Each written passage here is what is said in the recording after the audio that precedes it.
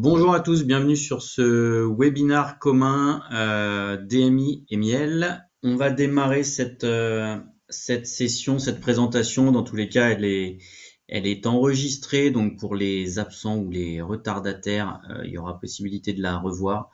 Ou même pour les personnes présentes, il y aura la possibilité de la revoir si le contenu vous a particulièrement intéressé. Donc, bienvenue à tous. On est ensemble pour ce webinaire sur la présentation des nouveautés Beyond Trust. Et donc, ce webinaire a été monté en collaboration donc entre DMI et Miel, donc votre intégrateur des solutions Beyond Trust et nous Miel côté distribution des solutions sur le territoire français.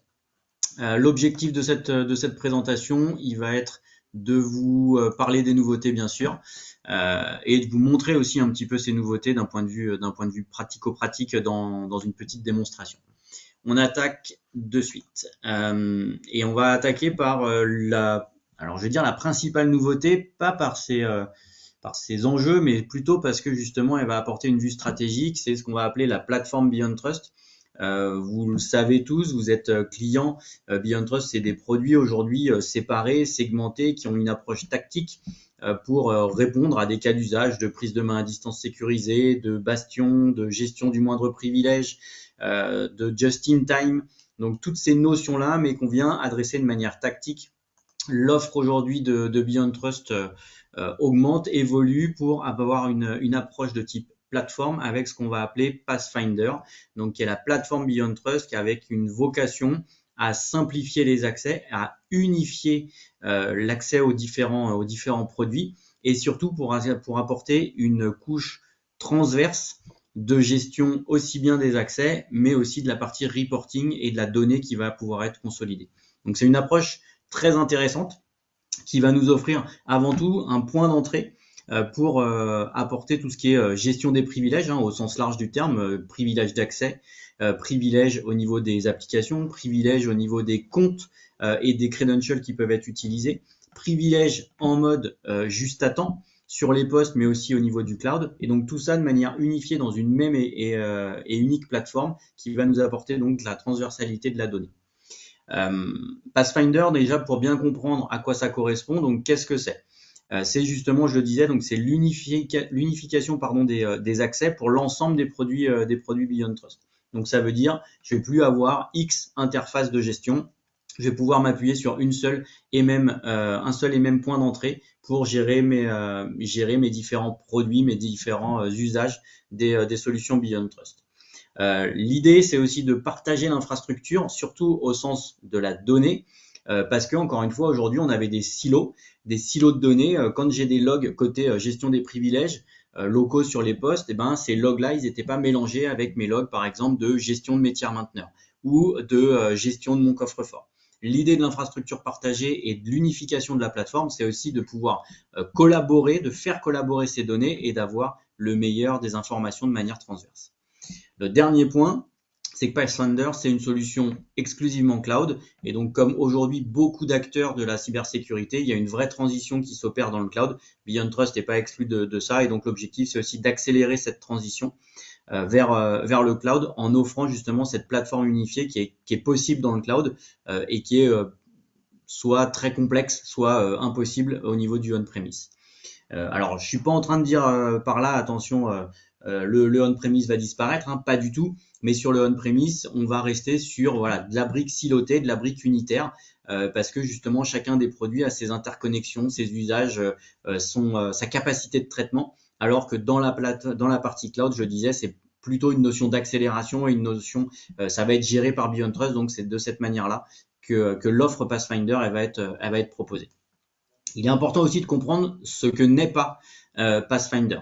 Pathfinder, c'est pas une stratégie, encore une fois, qui est couverte par Beyond Trust en tant que telle. C'est vraiment un moyen de vous fournir l'ensemble des résultats de manière transverse.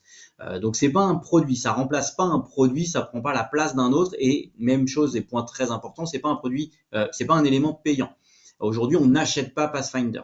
Pathfinder, encore une fois, c'est pour à ce jour les nouveaux clients qui partent avec 1, 2, 3 ou plus de solutions dans le cloud, ils vont être automatiquement onboardés dans cette plateforme Pathfinder pour leur apporter une valeur justement plus importante encore, le fameux 1 + 1 = 3.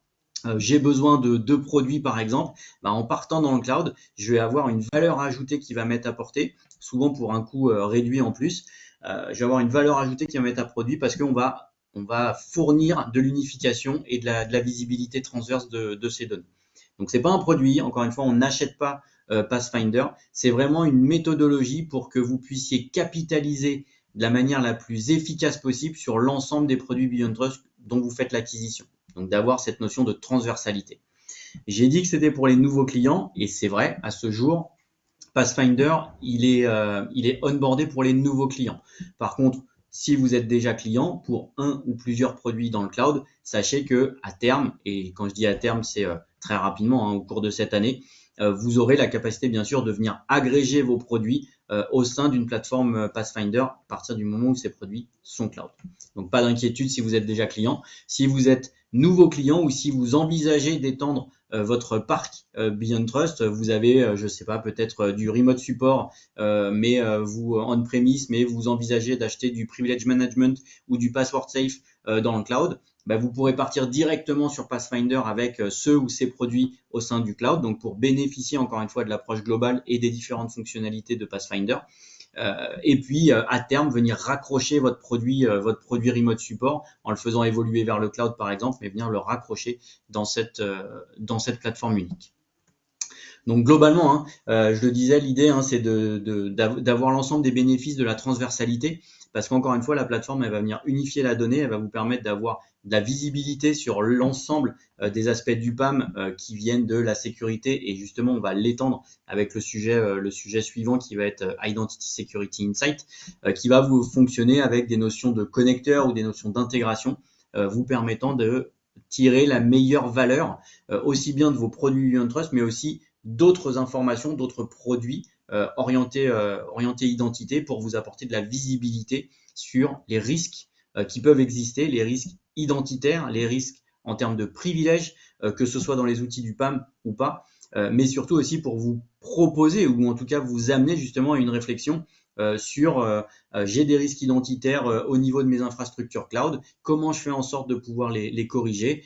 Peut-être que dans le portfolio Beyond Trust, il y a quelque chose capable de répondre à ça, ou ailleurs bien évidemment, mais au moins de vous donner, de vous mettre en exergue justement ces risques qui peuvent exister au sein de votre infrastructure.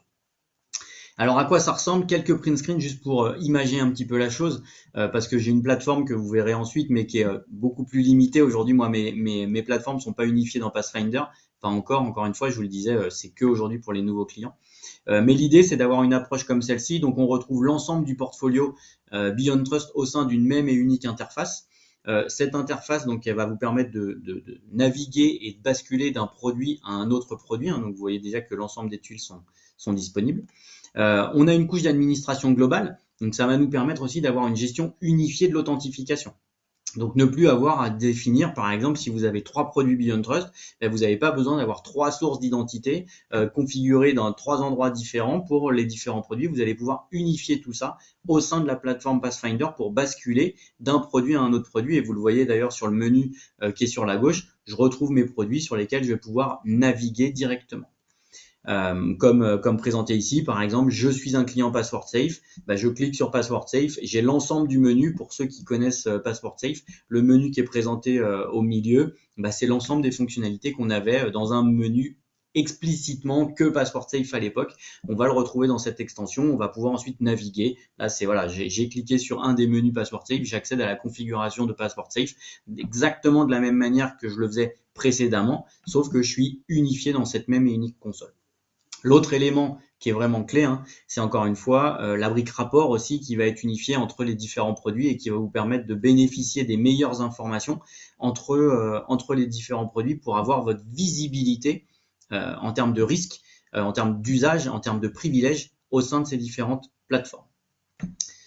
Et Pathfinder, je vous le disais, c'est pas un produit, c'est une unification. Mais pour autant, dans Pathfinder, il y a un produit qui vient de manière alors je vais dire obligatoire, en tout cas instantané, parce que Pathfinder, ça se vend sous un format de bundle de produits. qui commence à 1, hein, donc un bundle de 1, ça reste limité, mais un bundle de produits, mais qui va vous être agrégé au sein de la plateforme, de la plateforme Pathfinder, et qui va venir elle-même avec un composant autonome qui s'appelle Identity Security Insight, qui est sorti il y a déjà plus d'1 an et demi maintenant, et qui est vraiment la brique de visibilité de Beyond Trust, qui va venir vous permettre d'agréger les différentes informations identitaires. Donc, bien sûr, des produits dus ou des produits Beyond Trust que vous auriez acquis, mais aussi de l'ensemble de vos éléments identitaires aujourd'hui que vous pouvez avoir dans votre infrastructure. Donc, je parle par là des annuaires, je parle par là des instances cloud, je parle par là de différentes applications du GitHub par exemple, ou des IDP comme Okta ou Ping Identity dans lesquels on a justement des comptes, des identités, mais pas forcément avec une visibilité qui soit transverse à l'ensemble de l'infrastructure. Alors pourquoi ce produit-là il a été sorti? Et c'est relativement simple, c'est qu'aujourd'hui il y a de plus en plus de cloud, du multi-cloud, du bring your own cloud. Donc je construis mon cloud, je consomme du cloud, je consomme des clouds, et finalement dans ces clouds on s'aperçoit que on a beau vouloir simplifier, l'IT et l'identité elle a jamais été aussi complexe et aussi vaste qu'aujourd'hui. Parce que chacun de ces briques cloud apporte son lot de rôles, son lot de privilèges. Les métriques que vous voyez à l'intérieur de ce slide-là, c'est pas nous qui les sortons, hein, c'est des analystes, bien évidemment. Vous avez les petites références en bas à droite, mais typiquement aujourd'hui dans le cloud, vous prenez un AWS, vous prenez un Azure, vous prenez un GCP, vous avez des dizaines, des centaines, des milliers de privilèges unitaires que vous pouvez associer à des rôles, et ces rôles, vous les associez à vos identités, qui elles-mêmes sont différentes des identités du cloud d'à côté. Donc il y a des dizaines de milliers de privilèges qui sont aujourd'hui accordés par de simples clics, hein, je dirais, mais qui finalement sont des privilèges bien trop évolués par rapport à ce qui est consommé au jour le jour dans les entreprises. Et tous ces privilèges, ce qu'on appelle le standing privilège, hein, le privilège en attente qui est déposé là, bah, finalement c'est autant de portes ouvertes possibles pour les malveillances. La deuxième raison, c'est qu'il y a de plus en plus d'identités. On a beau avoir dans les entreprises à peu près le même nombre d'employés, hein, bah aujourd'hui, un employé, c'est pas une identité, c'est plusieurs identités. Plus exactement, c'est plusieurs comptes qui vont se révéler, aussi bien de manière on-premise que cloud. Donc, encore une fois, ces comptes-là, ils ont beau être accrochés à une même identité, ils ont une liaison à un moment qui fait que si j'ai un compte qui est usurpé, j'ai potentiellement toute la chaîne qui va être à risque. Aujourd'hui, un des points qui est énormément remonté par les clients, c'est le fait de dire que quand il y a un compte qui a été usurpé, même un compte qui a priori est sans privilège, quand il y a un compte qui est usurpé, la vraie problématique, c'est de se poser toutes les questions. Où est-ce que ce compte pouvait être utilisé? Dans quelles applications? Avec quel niveau de privilège? Et donc c'est cette idée-là que Identity Security Insight va tenter de répondre, c'est-à-dire vous fournir une visibilité justement des privilèges basés, ce qu'on va appeler le true privilège, basé sur cette identité. Et puis encore une fois, je le disais, de plus en plus de privilèges on accorde parce que c'est plus facile de dire je te donne le rôle super administrateur parce que je suis sûr et certain que tu vas pouvoir faire ce que tu me demandes. Finalement, tu as peut-être besoin que de 3%, de 5%, de 10% de ce rôle-là, sauf que comme je suis incapable d'identifier exactement parmi les dizaines, les centaines et les milliers de critères que je peux activer pour toi, je suis incapable de savoir exactement celui qui va correspondre à ton usage, donc je te donne un environnement plus gros que nécessaire. Et donc ces privilèges-là, ils sont partout. Je le disais, ils sont aussi bien on-premise que cloud, dans les clouds privés, dans les clouds publics. Ils viennent à partir des employés, ils viennent à partir des tiers mainteneurs, ils viennent à partir des développeurs, et les différents accès applicatifs, ils vont être croisés, ils vont être utilisés, il va y avoir des stratégies, il va y avoir des rôles qui va rendre de plus en plus complexe, encore une fois, l'accès aux applications, mais surtout la visibilité. Quand on fait partie d'une équipe opérationnelle de sécurité, être certain quand il y a un risque qui a été identifié, que ce risque il est contenu, il est confiné, ça va être compliqué si on n'a pas une vue globale et transverse justement de l'ensemble du périmètre qui touche cette identité. Donc, qu'est-ce qu'on va retrouver justement dans Identity Security Insight avant de vous montrer à quoi ça ressemble? L'idée, c'est de pouvoir fonctionner sur trois étapes. La première étape, ça va être des connecteurs en lecture seule, des connecteurs qui vont venir se plugger donc à vos infrastructures, qu'elles soient on-premise ou cloud. Connecteurs, je le disais, en lecture seule, donc on n'écrit pas, on n'induit pas nous-mêmes une potentielle faille de sécurité, hein, on n'a pas de droit de modification. On vient lire de l'information, on vient consommer du log, de l'information, du privilège, de l'accréditation au sein de vos infrastructures. Suite à ça, on va réaliser de la détection. La détection, elle va se faire 100% en automatique, hein. On est dans le monde de la détection et réponse, donc ça veut dire qu'il y a des patterns qui sont déjà fabriqués, préparés dans l'outil Identity Security Insight. Par exemple, le fait de détecter qu'un privilège est non nécessaire ou qu'il est à risque basé sur l'ensemble de la population. D'être capable d'identifier et de détecter des usages ou des abus au niveau de l'infrastructure. J'ai un compte qui s'est connecté à un endroit, puis qui a rebondi sur un autre endroit. Mais comme cet autre endroit, il possède un privilège avancé, il a pu créer un objet dans un troisième endroit, etc. Donc, des comportements suspects. Encore une fois, c'est cet outil-là qui avait détecté il y a un peu plus d'un an de ça la brèche Okta, qui était absolument pas basée sur un login ou un mot de passe ou une API compromise, mais sur un cookie de session qui avait été usurpé pour l'ensemble des produits Okta, où on était capable de recréer ce cookie de session pour ensuite se connecter de manière impersonnelle. Et c'est ce produit-là qui s'est rendu compte justement de ces usages abusifs, de ce comportement suspect qui pouvait être opéré. Et donc c'est vraiment la vocation de réduire la surface d'attaque qui peut exister déjà par les choses qu'on a mis en trop, mais aussi en vous apportant de la visibilité sur, dans le PAM, dans le Privilege Account Management, qu'est-ce qui peut aussi vous aider à combler certains trous. Si on s'aperçoit qu'on a trop de privilèges à demeure dans les infrastructures cloud, il faut peut-être faire du just-in-time applicatif, du just-in-time permission avec un produit comme Entitle dont on parlera ensuite. Si je m'aperçois que j'ai beaucoup trop de comptes à privilèges et que l'hygiène de ces comptes est mauvaise ou en tout cas pas suffisante, c'est peut-être un produit de coffre-fort comme PasswordSafe qui va m'être nécessaire pour aller gérer le cycle de vie de mes comptes à privilèges.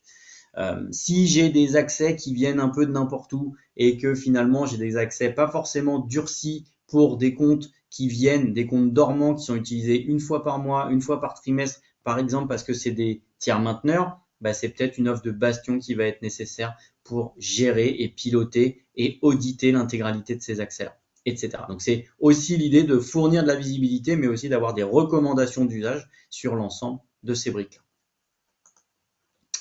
Alors, à quoi ça ressemble À quoi ça ressemble? Au niveau donc de la plateforme, donc comme je vous disais, c'est ma plateforme Pathfinder de mon côté, donc vous allez voir qu'elle est bien plus limitée que ce que j'ai pu vous montrer en print screen. C'est pour ça d'ailleurs que j'ai fait un print screen. J'ai que 2 tuiles moi aujourd'hui dans ma plateforme Pathfinder, c'est déjà pas si mal. L'idée c'est de vous montrer justement donc au niveau de la plateforme, on va retrouver donc les différents produits, on va retrouver la brique de reporting globalisée qui pourra être apportée, et puis on va avoir la brique d'administration ici qui va nous permettre de gérer l'ensemble des utilisateurs et des points d'authentification. L'idée, c'était de vous parler et de vous montrer la partie Identity Security Insight, donc encore une fois une visibilité transverse. Je vous disais, on est sur 3 grandes étapes. L'étape de connexion, l'étape d'audit, donc ça va se passer avec les notions de connecteurs qu'on voit ici sur la gauche. Donc déjà, on a un dashboard qui nous est présenté. Ce dashboard, il va nous apporter la visibilité des différents comptes. On voit qu'il y a énormément de comptes. Par contre, on s'aperçoit qu'en termes d'identité, dans cette plateforme ici présente en tout cas, c'est à peu près ça. On est toujours sur un peu du 1 pour 10. Surtout quand on agrège du on-prem et du cloud, à une identité, on va pouvoir raccrocher plusieurs dizaines de comptes qui vont se situer derrière. Pour des raisons simples aussi, c'est que souvent dans les comptes, il y a aussi, dès qu'on est dans du cloud, il y a ce qu'on appelle les service principals, qui sont en fait des comptes de services justement qui sont utilisés pour l'intercommunication entre les différents clouds ou les différentes applications du cloud. Donc ça augmente tout de suite un peu, ça gonfle un peu le chiffre, mais on s'aperçoit quand même assez rapidement que la différence entre le nombre d'identités qu'on conçoit, le nombre d'humains finalement qu'on conçoit dans une entreprise est quand même assez différent du nombre de comptes qui peuvent exister dans une infrastructure. Je le disais, donc la première étape, c'est ça. La deuxième étape, ce sera la partie détection, donc basée sur des patterns. Il va nous remonter les détections et puis les recommandations qui pourront être envisagées pour répondre à ces cas. La première étape, les connecteurs. Les connecteurs, donc on est sur, encore une fois, je le disais, des connecteurs en lecture seule. Ces connecteurs, vous allez en avoir un certain nombre qui vous sont proposés ici, principalement vers des connecteurs cloud, mais on retrouve ce qu'on appelle le Inside Collector ici, qui est en fait un collecteur que vous pouvez positionner on-premise pour aller collecter un certain nombre d'informations sur vos infra on-prem. À ce jour, seule la partie Active Directory et la partie Passport Safe on-premise sont collectées, mais très prochainement, on va pouvoir collecter aussi des informations qui vont être liées au poste de travail, qui vont être liées au serveur, histoire d'agréger encore un peu plus la visibilité de ces données-là. Une fois qu'on a déclaré nos connecteurs en lecture seule, encore une fois à ce niveau-là, le produit va fonctionner tout seul. C'est lui qui va se mettre à absorber de l'information et à venir utiliser la partie IA, la partie machine learning. Alors oui, c'est les termes à la mode, mais c'est la réalité. Donc derrière, il y a de l'intelligence artificielle qui va venir chercher les informations, qui va venir identifier, basé sur nos différentes patterns, ce qu'on peut détecter en tant que tel. Et l'idée de tout ça, hein, ça va être surtout de vous montrer ce qu'on va appeler le true privilège, c'est-à-dire montre-moi réellement ce que le compte, ce que les comptes possèdent en termes de privilèges. Donc, si je clique sur les différents comptes, typiquement à ce niveau-là, je vais avoir la possibilité, je vais cliquer sur le premier ici, et je m'aperçois que ce compte-là, qui est donc un compte qui est existant dans Password Safe, il est raccroché à une identité, c'est la mienne, ça tombe bien, c'est pour la démo. Il est raccroché à mon identité. Si je clique sur mon identité, je vais avoir l'ensemble des informations qui sont liées à mon identité. Donc la partie accréditation, hein, quelles sont mes accréditations, au niveau de quel produit, au travers de quel compte. On s'aperçoit bien que, encore une fois, à une identité va être raccroché différents comptes qui n'ont pas forcément la même nomenclature, le même usage, la même pattern, qui vont être mis à disposition. Surtout, ce qui va être intéressant, c'est qu'on va avoir ce qu'on appelle le graphe de true privilège. Ce graphe-là, il va nous représenter de manière visuelle, hein, justement, la partie privilège. Donc, on retrouve l'identité en frontal. Et puis ensuite, on va retrouver les différents comptes sur lesquels cette identité-là est raccrochée. Donc, bien sûr, encore une fois, basé sur les connecteurs qu'on aura mis en place. On ne peut pas détecter des informations si on n'a pas la donnée à l'autre bout qui va nous être proposée. Là, typiquement, si je prends pour aller chercher un petit peu plus loin, je m'aperçois que le compte qui est déployé dans Privilege Management Cloud, eh ben, en l'occurrence, il est Policy Editor avec le niveau de périmètre. Donc, il a le droit de modifier tous les types de politiques dans ce produit-là. L'idée, encore une fois, hein, c'est de se poser vraiment cette question. Si demain, j'ai un compte comme celui-ci, une identité comme celui-ci qui est compromis, ou plus exactement le compte qui est ici qui est compromis, il faut bien comprendre que derrière ce compte, il y a un chemin qui existe, un chemin vers les différents privilèges, et c'est exactement ça qu'un attaquant cherche. Okay, le premier niveau de compte qui est compromis, c'est rarement, très rarement, tout de suite un compte d'administrateur. Okay, l'objectif, c'est de se déplacer latéralement, de se déplacer au travers de différents outils. Et pour ça, la première étape, l'élément le plus facilement qu'on peut compromettre le plus facilement, c'est un simple compte utilisateur. Et l'idée, c'est ensuite de pouvoir utiliser des cookies de session, de pouvoir usurper une identité par de l'impersonnalisation, etc. Donc, de se déplacer tranquillement, je dirais, de proche en proche, vers justement le privilège qui va nous intéresser. Et donc, ce graphique-là, il va nous permettre d'identifier les chemins à privilèges qui vont être possibles. Pareil, ici, on s'aperçoit, donc ici, j'ai beaucoup de permissions qui sont déclarées. C'est pour ça que on les a pas représentées sur le graphe parce que ça ferait trop gros. Mais l'idée, c'est vraiment d'apporter cette visibilité-là en termes d'identité. Même chose ensuite, c'est la partie détection. Hein, donc je le disais, les détections, c'est directement des patterns qui vont être créés. Donc ça, c'est toutes les certains niveaux de détection que vous allez pouvoir trouver. Donc par exemple, un compte qui aurait été associé avec une adresse email perso, ça peut paraître anodin. Sauf qu'aujourd'hui, on sait tous que un email perso, si je m'en suis servi comme étant ma source de récupération de mon mot de passe pro, mon email perso, il est pas géré par la société, hein, c'est tout est dans la définition. Ce qui fait qu'en termes de compromission, moi, RSSI, j'en ai aucune visibilité. Pour autant, si ce compte perso vient être usurpé, je peux considérer que le compte pro est aussi usurpé et compromis. Parce que je peux récupérer et changer mon mot de passe à partir de cet email personnel-là. Donc ça, c'est de la visibilité qui va m'offrir de l'hygiène de compte. Parce que je vais aussi avoir la possibilité de voir les mots de passe. Enfin, je peux pas voir le mot de passe, mais voir ceux qui n'ont pas changé, voir ceux qui sont trop faibles, voir ceux qui ont pu être compromis par rapport à des sources de threat intelligence, par exemple, qu'on vient mixer avec justement la partie IA. Dans les bonnes pratiques, est-ce que j'ai des administrateurs de domaine qui se connectent ailleurs que sur des contrôleurs de domaine? Dans les bonnes pratiques Microsoft, un domaine administrateur doit être cantonné au contrôleur de domaine. Et sur les autres serveurs, donc les fameux tiers 0, tiers 1, tiers 2, je dois avoir des comptes spécifiques qui ne sont pas domaine administrateur, mais simplement pour administrer les serveurs. Donc, on a différentes choses. On a de la détection de brèches, comme par exemple les attaques sur la partie serveur de certificat Microsoft. On a de l'hygiène, je le disais. On a aussi de la bonne configuration qui va nous être proposée. Derrière ces détections, j'ai des notions de recommandations qui vont m'être présentées, pareil, hein, basées sur les détections. Il faudra que je puisse vérifier un certain nombre d'éléments. Par exemple, ici, très bon exemple, j'ai un compte à privilège qui n'est pas géré dans PasswordSafe. Donc, j'ai un compte à privilège, à minima 1, on voit en phase 4. Donc, j'ai 4 comptes à privilège à ce jour qui ne sont pas gérés dans mon coffre-fort. Peut-être que c'est normal, peut-être que ça l'est moins. En tout cas, j'ai cette information de savoir que certains comptes sont gérés en dehors du coffre-fort.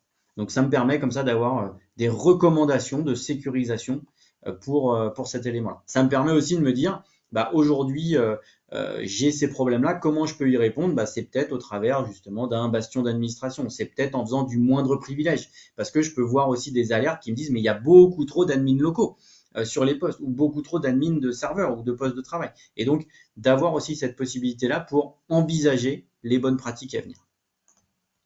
Dernière chose, c'est la partie reporting. Donc, l'idée des rapports aussi, hein, ça va être de vous apporter différents points de vue, différentes métriques.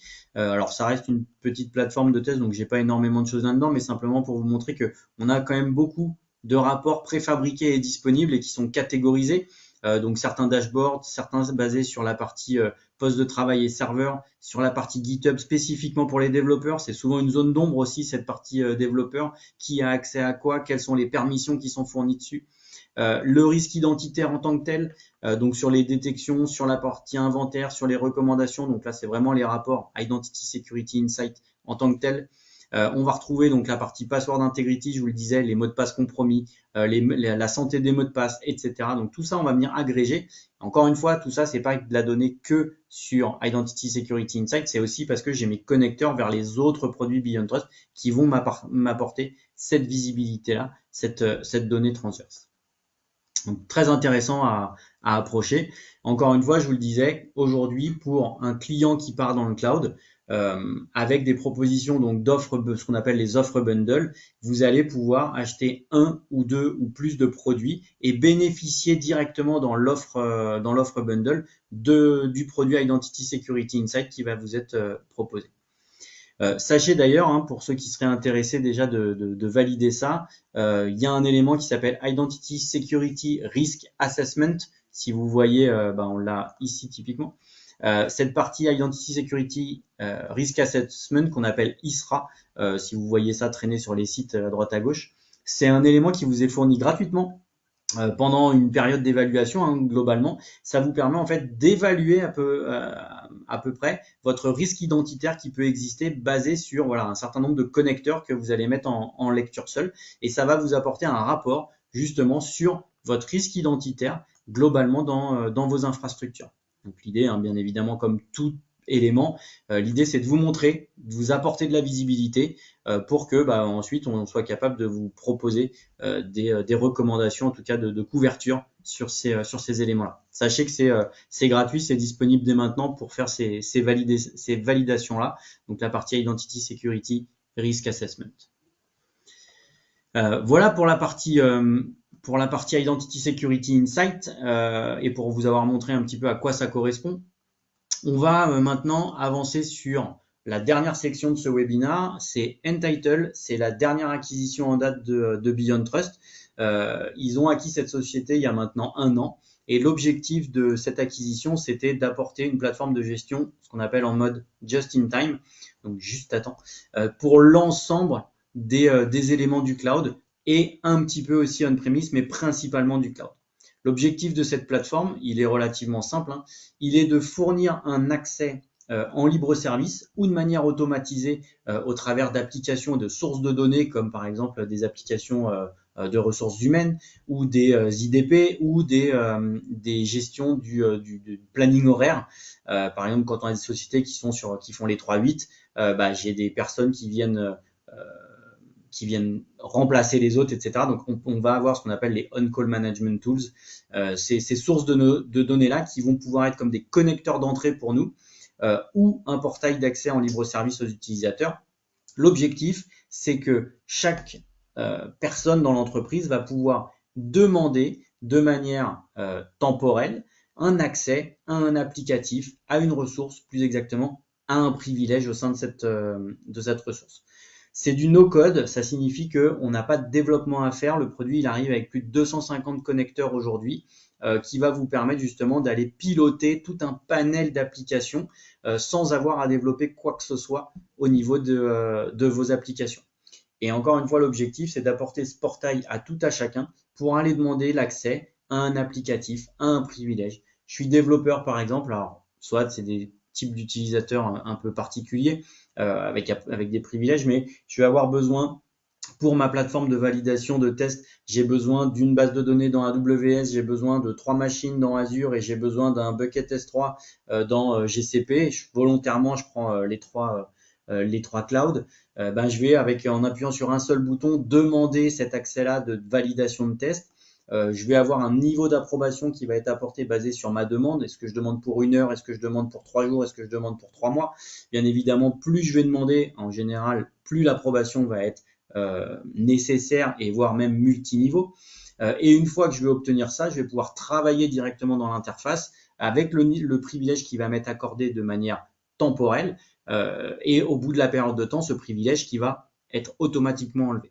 Donc c'est ce qu'on appelle la brique de marché, c'est le zero standing privilege, c'est-à-dire le fait de dire que je n'ai plus jamais de privilège dormant qui reste là au cas où j'en ai besoin ou qui reste là parce que j'en ai besoin le 31 décembre pour faire la clôture. Maintenant, ce privilège-là, il doit m'être donné le 31 décembre et pas plus. Et l'autre élément qui est essentiel dans cette brique Entitle, c'est la gouvernance. C'est-à-dire que le produit, par défaut, avec les connecteurs et les intégrations que vous allez définir, ça va de facto vérifier les permissions qui sont déjà mises en place pour les différentes identités. Et donc, ça va vous fournir un visuel complètement automatique de qui possède quel niveau de privilège dans quelles intégrations. Je vous le montrerai ensuite. Donc l'idée, c'est ça, c'est qu'on imagine bien le just-in-time. Il y a des choses, si par exemple j'entre dans la société, automatiquement quand j'entre dans la société, j'ai peut-être des choses qui doivent se déclencher parce que la société travaille avec, j'ai besoin d'un compte dans Entra ID, parce que j'ai besoin, on utilise Slack, j'ai besoin d'un compte dans Slack. Donc des choses qui vont m'être apportées de manière complètement automatique, sans aucune friction, parce que c'est les outils de travail de l'entreprise. Mais plus je vais monter en risque, je suis un développeur, j'ai besoin d'accéder à des machines, à des bases de données, le niveau de risque il augmente. Je suis un administrateur, j'ai besoin de pouvoir manipuler les données d'identité, les données des machines, les datas de l'entreprise, le risque il est encore plus élevé. On imagine bien que la permission, que l'autorisation qui va être nécessaire, elle va être plus dure, elle va être plus limitée dans le temps. Quand l'accès à Slack, ça ira de ma date d'embauche à ma date de fin de contrat si j'ai arrêté de travailler, par exemple, le pilotage de l'infrastructure AWS, c'est peut-être 30 minutes et uniquement au moment où j'en fais la demande. Donc, plus le risque augmente, plus le niveau d'autorisation va devoir se durcir et plus la notion temporelle va aussi normalement diminuer. Donc, c'est tous ces éléments-là que ça va pouvoir, auxquels ça va pouvoir répondre avec ce produit Entitle.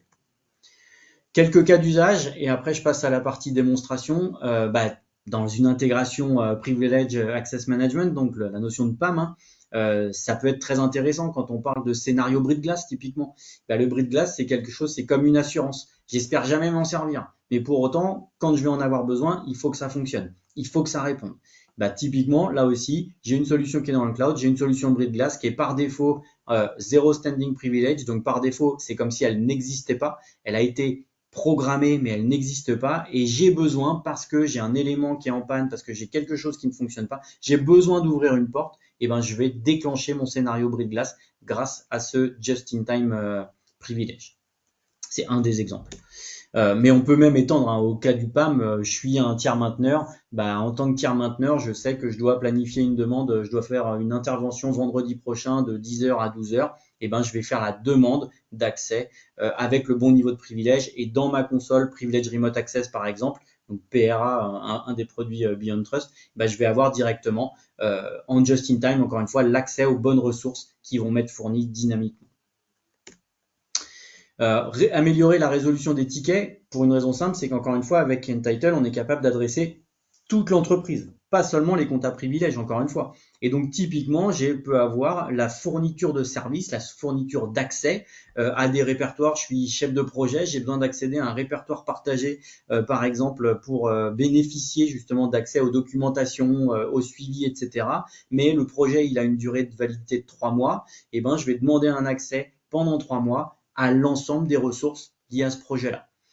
Et donc, j'ai pas besoin d'ouvrir des tickets, j'ai pas besoin d'attendre, etc. Ça va être géré de manière complètement automatisée dans mon workflow. Et enfin, je le disais, la gouvernance, c'est un point essentiel. Avec Identity Security Insight, je vous disais, l'élément clé, c'est la visibilité pour comprendre le risque identitaire. Mais ici, c'est la même chose, c'est la visibilité. L'objectif, c'est comprendre exactement qui possède quel privilège, qui lui a donné, pendant combien de temps il l'a obtenu, ou il l'obtient encore. Voilà, donc c'est vraiment d'avoir ce schéma global de gouvernance des privilèges et des accès. Allez, une petite démo aussi sur cette partie Entitle. Hop, je vais m'authentifier donc sur la plateforme en tant qu'utilisateur. Donc en tant qu'utilisateur, j'ai un certain nombre d'accréditations, ce qu'on appelle les entitlements, les accréditations qui me sont fournies. Et je vais surtout pouvoir demander un certain nombre d'éléments additionnels. Par exemple, j'ai besoin à un instant T, donc dans mes permissions qui me sont fournies, j'ai ces différents cas-là qui me sont déjà fournis. Donc ça, c'est mes permissions actuelles. Donc au niveau GitHub, j'ai un certain nombre d'accès sur les repositories, sur l'organisation. Voici le rôle qui m'a été fourni, etc. Donc ça, c'est une vraie vision à l'instant T qui m'a été donnée. Mais j'ai peut-être besoin de plus. Donc je vais opérer une nouvelle requête. Nouvelle requête par exemple côté Okta, et côté Okta j'ai besoin, donc là on voit que tout ça a été remonté en fonction de ce qui existe, ça n'a pas été créé unitairement, de fonction de ce qui existe dans Okta, des différentes applications, des différents rôles qui existent, des différentes accréditations qui existent, tout ça a été créé de manière dynamique. Et donc, par exemple, j'ai besoin de devenir Helpdesk Administrator, qui est un rôle particulier. Je vais sélectionner l'élément et je vais pouvoir requêter cet accès-là. Pendant combien de temps? Est-ce que j'en ai besoin de manière très ponctuelle? Est-ce que j'en ai besoin pour toujours?